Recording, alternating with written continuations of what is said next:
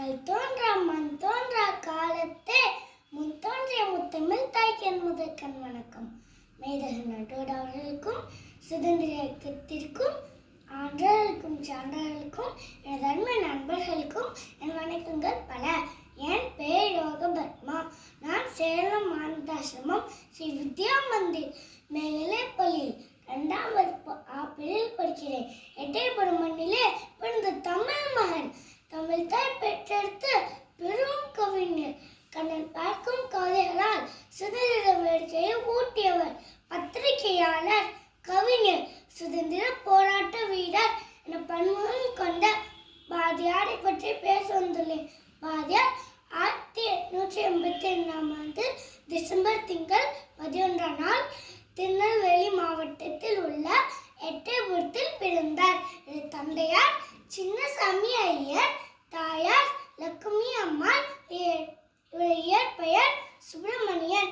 கவி பாடமாற்றலையும் பொறுமையும் பாராட்டி எட்டயபுரம் மன்னர் கலைமகள் என பொறுப்படும் பாரதி என்ற பட்டத்தை 11வது வயதில் வழங்கினார். அன்றிலிருந்து சுப்பிரமணிய பாரதியார் என அழைக்கப்பட்டார். பாரதியார் தமிழ், ஆங்கிலம், ஹிந்தி, சமஸ்கிருதம், வங்காளம் போன்ற மொழிகளில் தேர்ச்சி பெற்றிருந்தார். அதனால்தான் எம்மனித மொழிகளிலே தமிழ் மொழி போல் இனிதாவது எங்கும் காணும் என்று தமிழ் மொழியின் சிறப்பினை பறைசாற்றினார். 1912ஆம் ஆண்டு பகவத்கீதையை தமிழில் மொழிபெயர்த்தார். கண்ணன் பாட்டு, குயில் பாட்டு, பாஞ்சாலி சபதம், புதிய ஆற்றிச்சூடி போன்ற காயங்களை இயற்றினார்.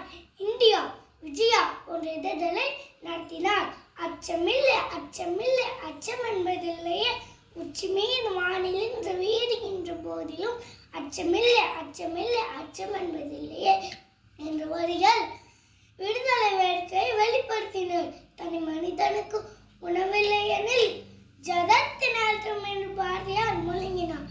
அக்னி குஞ்சென்று கண்டேன், அதை அங்கொரு காட்டிலோ பொந்தனை வைத்தேன்.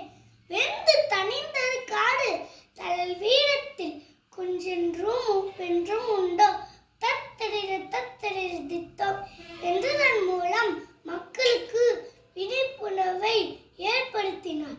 ஜாதிகள் இல்லடி பாப்பா, குழல் தாழ்ச்சி முயற்சி சொல்லல் பாவம் என்று பாரதியார் தீண்டாமையை அறவே வெறுத்தார்.